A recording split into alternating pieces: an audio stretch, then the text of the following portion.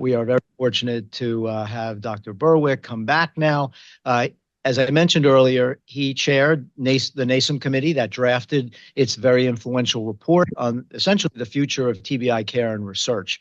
So Dr. Berwick will focus his talk on the purpose of this effort and the report and skew it toward the aims of the summit. And he'll be followed by Dr. Manley, and I will introduce him right after.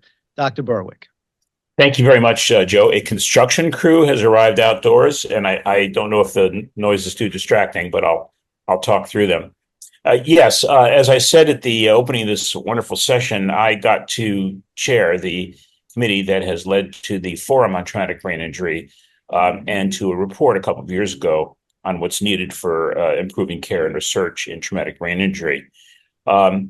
As I was the newcomer to this topic, and so I claim no expertise in it, but I learned a ton and came to respect this community enormously.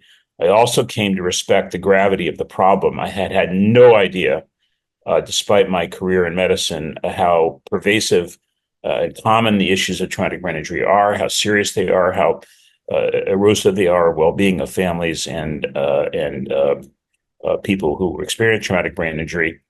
Nor did I understand the state of the science, including that being reviewed today. I've been very grateful to Joe and Jeff and others who have educated me now, and I am of strong belief that we need to change our approach in this country to the problem of traumatic brain injury. I'd like to contextualize it also in the larger issue of American healthcare, a lot like John Corrigan, I think, was hinting at. We did not build a system in the United States in healthcare that is fit for purpose for people with the kind of chronic burden that traumatic brain injury offers. Our system is fixated on acute care and episodes of care, not helping people through their lifetimes. And if there's one lesson I learned from the community of scholars in this field, it's that to view traumatic brain injury through a lens of continuity through life, of what Geoff Manley and others call the biopsychosocial, social, ecological lens, is crucial to restoring and supporting people and families with this condition to full and whole lives. I could make the same case about a whole range of chronic illnesses. And indeed, one of the lessons I take away from the work of our committee is that traumatic brain injury and perfection of traumatic brain injury care and developing models such as the Spaulding model ought to be a scout, a prototype, a kind of leader for much broader reform in our country's approach to chronic illness and to people who have burdens that last through their lifetimes, burdens which affect them when they're nowhere near the healthcare system. And so developing capacities for managing traumatic brain injury is not only important for the millions of people who are affected by it, but for tens of millions of others who have similar kinds of chronic illness burdens. The committee met over a 2-year period, explored the research extensively. Our executive director of the committee, Katie Bowen, Chanel Manley, and others really devoted themselves to coming with a report that I think we all feel quite proud of. Now, I'm going to leave it to Jeff to walk through some of the details behind the report, but let me quickly summarize for you what the report found. National Academy of Medicine consensus committees like this one operate under the rules of the National Academy of Sciences, and they go through very, very extensive review and kind of protected conversation so that outside influences cannot distort the interpretation of the science and what's needed. We ended up with 8 recommendations in our report, which are available to you on the public website of the National Academy of Sciences. Let me just recite what the 8 were and then try to lead over to the content of this summit. The first was that the current TBI classification system, basically repeating mild, moderate, severe as the basic classification, is no longer scientifically valid. We have new ways to understand the state and prognosis of people with traumatic brain injury, and that simple classification makes no sense anymore. One of the committee members said, "What would you think if we proposed that cancer be classified as mild, moderate, and severe?" It wouldn't make sense. Now, with our new awareness of biomarkers, new imaging capacities, and much better ongoing epidemiologic data, it is possible and necessary to develop a much more sophisticated TBI classification system, which probably would have at least three components: clinical state, like the Glasgow Coma Score, the images, and biomarkers. Well, the National Institute of Health had already picked up on that topic, and indeed has since had workshops and ongoing work to come up with an updated TBI classification system. The second is to change the perspective of traumatic brain injury in both clinical and public eyes from an acute condition only to one which has a very long-term tail, even for people who would previously get classified as mild traumatic brain injury. The data are very clear that continuing symptoms and compromises of function and problems in getting re-engaged in society and families is a real is sort of the main problem in TBI care after the acute phase, and does not get the attention and resources that is needed, as John Corrigan told us in his presentation. The third recommendation is a plea for more consistency around quality of care, and I take that as the commitment to scientific evidence as the foundation for the care that's given. And I think the lead topic there, the key topic right now, is and ought to be the 3-hour rule, which, as we've heard from the prior presentations, simply does not have a scientific foundation. A commitment to science-based standards and more consistency of standards for care of people with TBI in the acute and long-term phases was our third recommendation. The fourth is really a communications issue. Just as I, a pretty experienced clinician and deeply involved in academia, was unaware of the burden and characteristics of traumatic brain injury, so I will say are most clinicians probably not aware, certainly not the primary care clinicians that I represent, and the public at large has deep misunderstandings about traumatic brain injury. We heard from patients who have had traumatic brain injury how misunderstood their symptoms and their patterns were in their communities and even in their families. And so there's a public education and a professional education agenda that we speak to in our fourth recommendation. The fifth, to me, is probably the most important of all, and that is the establishment and reinforcement of integrated care systems for TBI.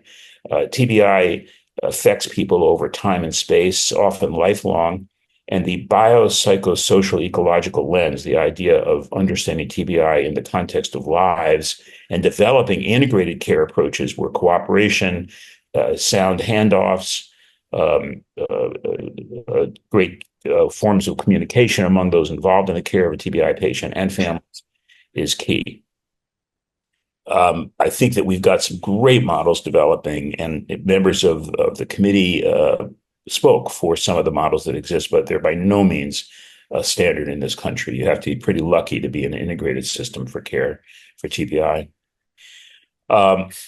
Recommendation 6 was to close the loop between research and action, integrating TBI care and research in an ongoing learning system. The care of TBI patients should generate information upon which the care of TBI can be improved overall. That plea for a learning healthcare system has been well documented now in the National Academy of Medicine in a series of reports on a learning healthcare system. And our recommendation is that that concept of a learning system be applied to TBI care, as it really is. Like Attract TBI is a great example of that. But we need a firmer commitment to ongoing learning. And I think much more interinstitutional cooperation. I hope Geoff Manley will speak about the Learning and Action Collaborative that he is now pulled together under the aegis of the forum on TBI care. That's a great example of building a learning community.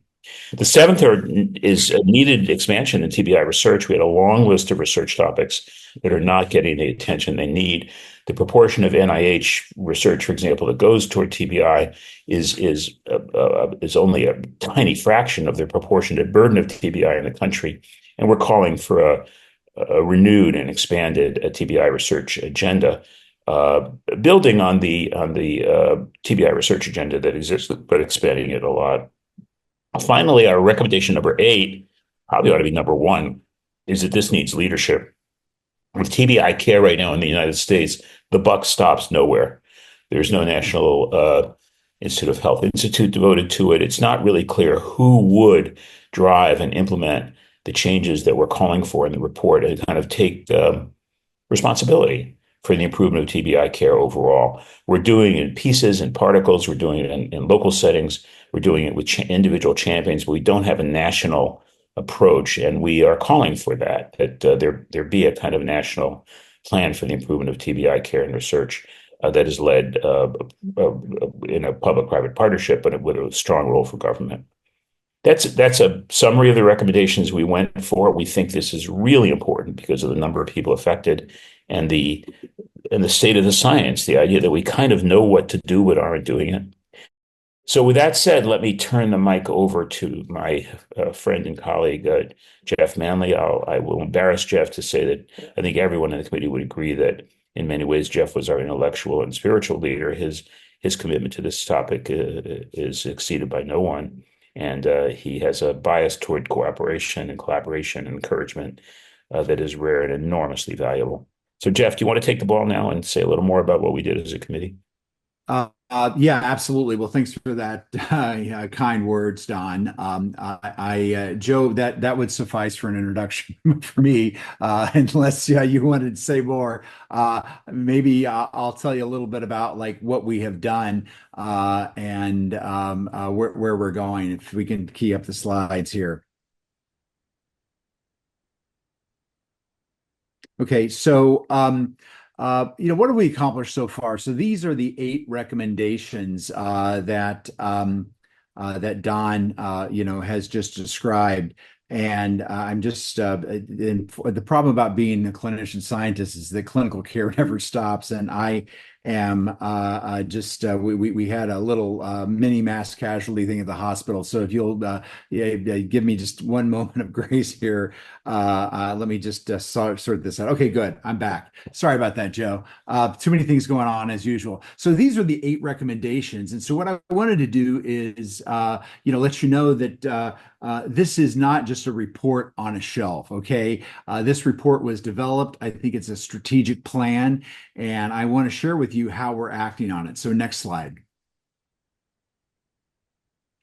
So as Don said, he co-chairs with Corey Peak-Asa a forum on traumatic brain injury. And I want everybody to really be aware of this. Right now while I'm talking or right after this, just Google National Academy's Forum on Traumatic Brain Injury. We have workshops that we're doing twice a year. We have 2 workshops in 2025 that are being sponsored by the CDC on TBI as a chronic condition and the effects of repetitive head injury on younger kids. But this is a forum. It's a true forum where we've got industry, we've got government partners, we've got clinicians, academic partners, and we're growing this forum. We want this forum to be a place to solve this complex problem because I think what you're recognizing already today, and I think most of us know, this problem isn't going to be solved by an individual. It's going to be solved by a group, and it's going to be solved by groups of organizations. So this is a very, very important entity that we have not had to improve our communications as we move forward. Next slide. So the first thing that launched here is, as Don said, is this idea of creating an updated classification system for TBI. Mild, moderate, severe doesn't cut it. With a tremendous amount of thanks to NINDS, who is also a member of this forum, along with the National Institutes of Aging and a few other agencies at the NIH. They took this ball and they ran with it. Next slide. So shortly after the report was launched in February of 2022, this committee started to come together. And so over the last couple of years, working groups have been put together, and we had a consensus meeting, if you will, in January of this year at the NIH campus, where I don't know the exact number of folks who were there, but it was over 150, and there were many, many people that were joining online. Next slide, please. And so, we really wanted to leverage these findings. So over the last decade, there's big studies like Center TBI, there's Limbic, there's LETB. As we know, the TBI model systems has been collecting data, and they now have data over a 20-year period of time, track TBI. And so we felt it was time, based upon a lot of, I think, important thought that was going into this NASEM report, to figure out how do we leverage out this data to do this. Next slide. So we wanted to do a more precise framework beyond mild, moderate, severe. Next. And identify some of these current gaps in research. Again, continue to talk about if we're going to build a better classification system. We may not be able to do it on day one. Next slide.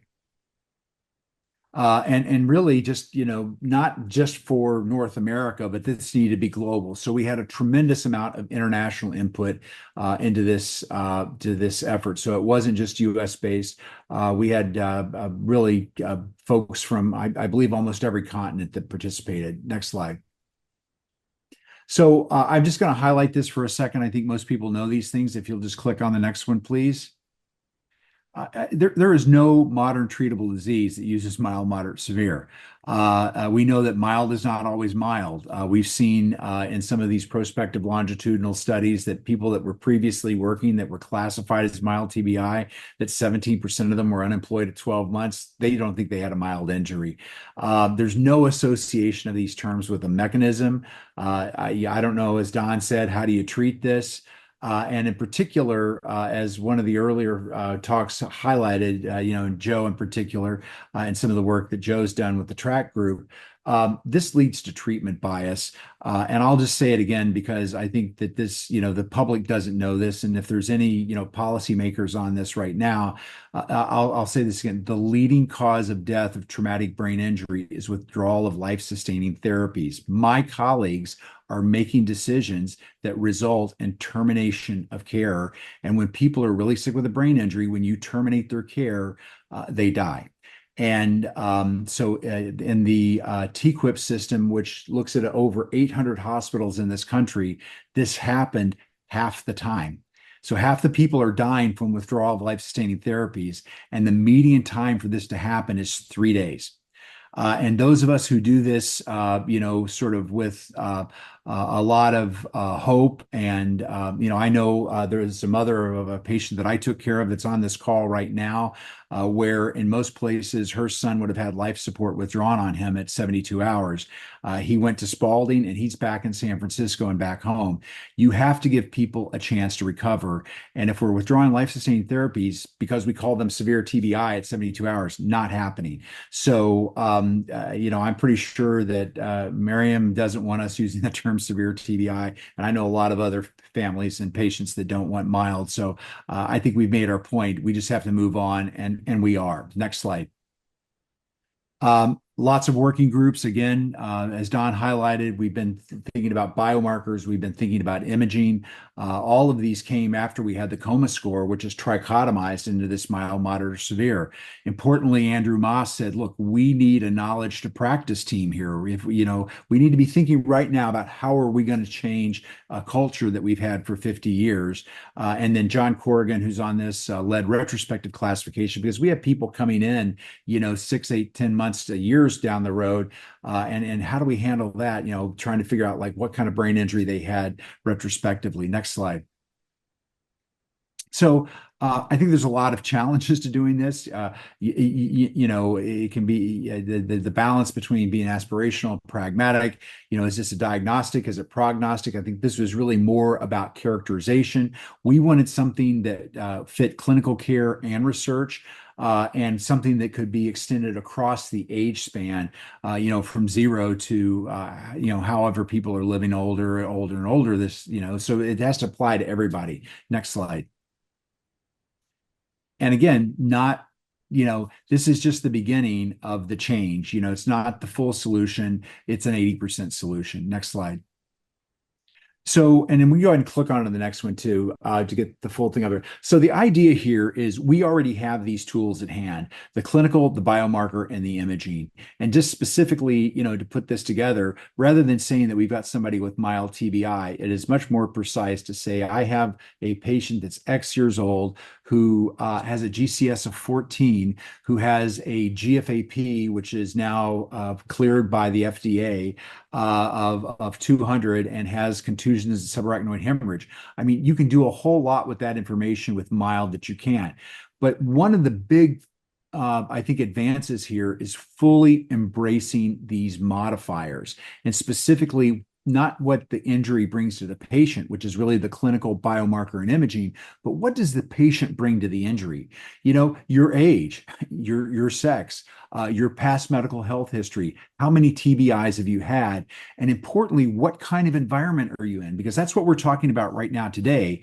Whatever environment people were in, of those 20% of the people that actually got rehab, I mean, great for them. The environment that the people that the 80% didn't, I can tell you right now that the social determinants of health play a big, big role in the trajectory of outcome of these patients.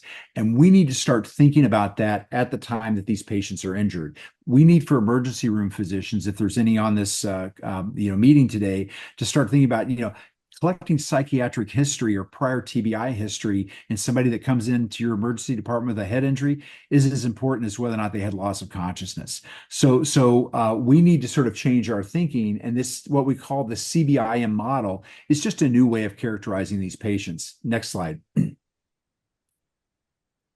So what are the key do outs? Okay, so we have refined these pillars. We have finalized the framework. Consensus documents have been completed, and the working groups have all submitted manuscripts actually just last week for this effort.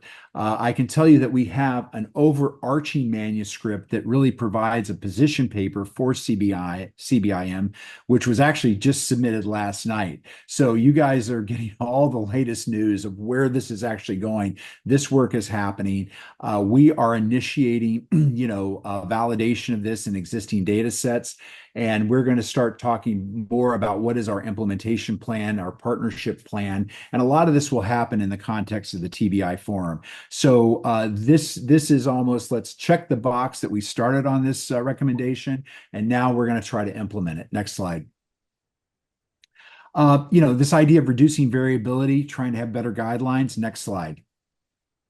This has been a big year. So in October of 2025, the new best practice guidelines for TBI management were launched by the American College of Surgeons. This is going to be distributed to trauma centers across North America.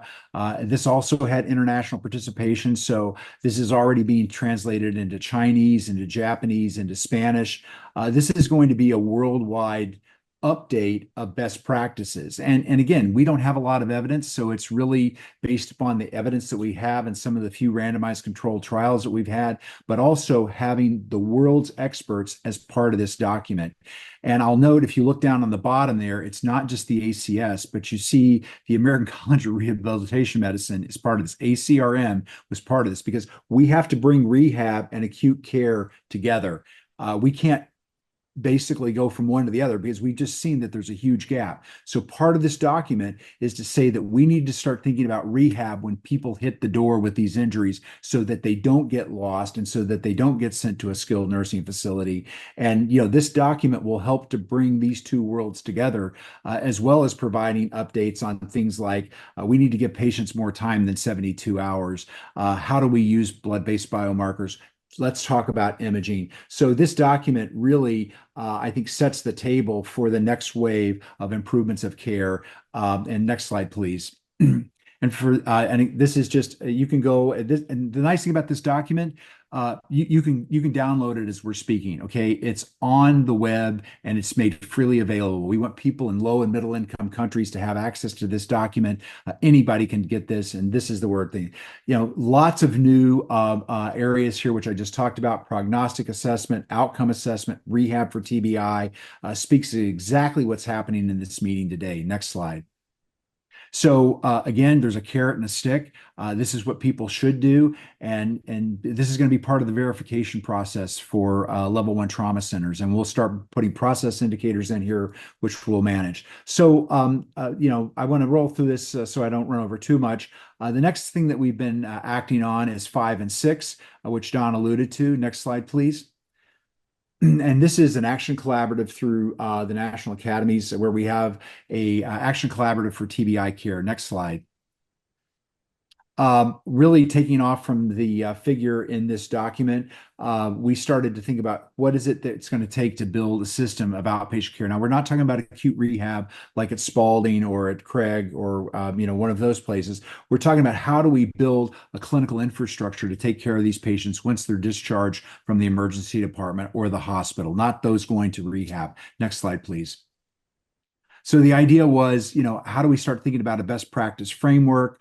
How do we develop clinical practice guidelines for this type of problem? And I want to thank Noah Silverberg for his work with this. Also, Flora Hammond and Mike McCrae for starting to think about, what are the clinical components, Javier Cardenas, and the CDC, which really jumped in and improved TBI educational materials. So if you go to the CDC today, we have much better materials on education of patients. We have some things of discharge instructions, and we are all embedding these in our care system so that we're all speaking the same language around education and discharge. Next slide, please.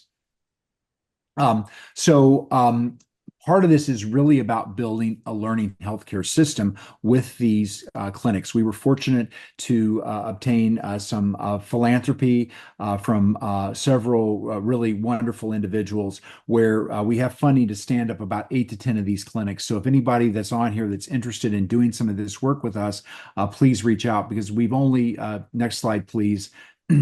Identified. We're starting at University of California, San Francisco. We've got a clinic that's going to be up and running at Penn, also Medical College of Wisconsin, University of Pittsburgh, working with Javier at West Virginia University. So we still have room to work with more people on this effort to really start building a learning healthcare system. Next slide. So our 2025 goals, again, to have these 3 to 5 demonstration sites up, to try to identify another 3 to 5 sites. And to start really building tools to interact with these patients after their discharge to figure out who does need to come to these clinics and starting to look at some of the early information from this to not only support why we're doing this, but also to start building a business model for our health systems to help us do this. Because right now, unless you're connected with a rehab facility, there's no follow-up for most of these patients anywhere in this country. Next slide. So I'll just close with this last, which Don mentioned too, which is to create and promulgate a national framework. This was directed right at Health and Human Services. And, with Don's influence, we were able to get on a call with the Assistant Secretary of Health and Human Services. They have picked the ball up. They have started having meetings. I know that I believe that even last week there was another government to government meeting.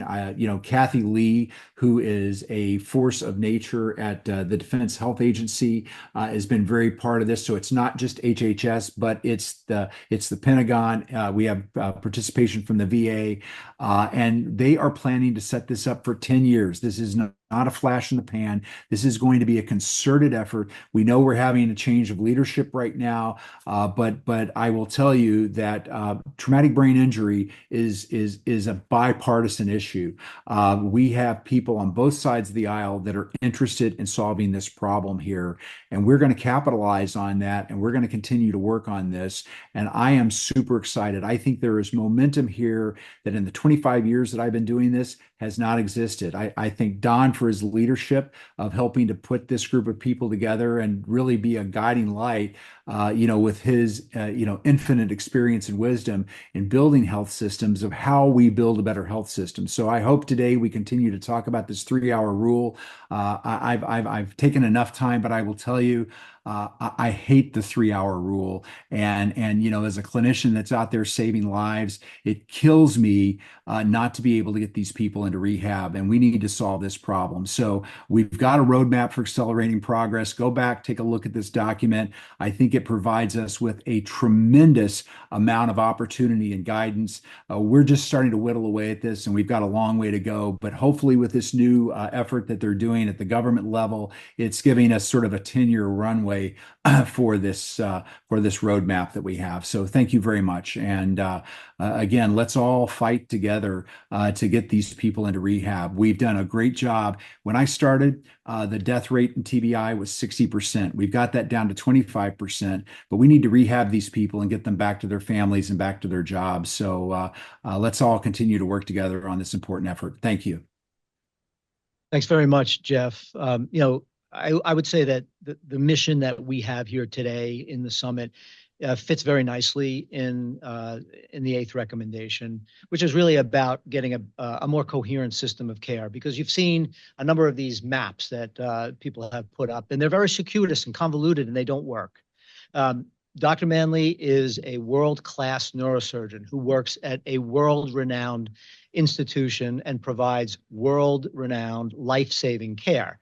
He's the first one to tell you that when that person that he's helped maintain their life is ready to be moved, there's nowhere to send them, virtually nowhere to send them. That's our problem. We have to fix that. That's that chasm you've heard before.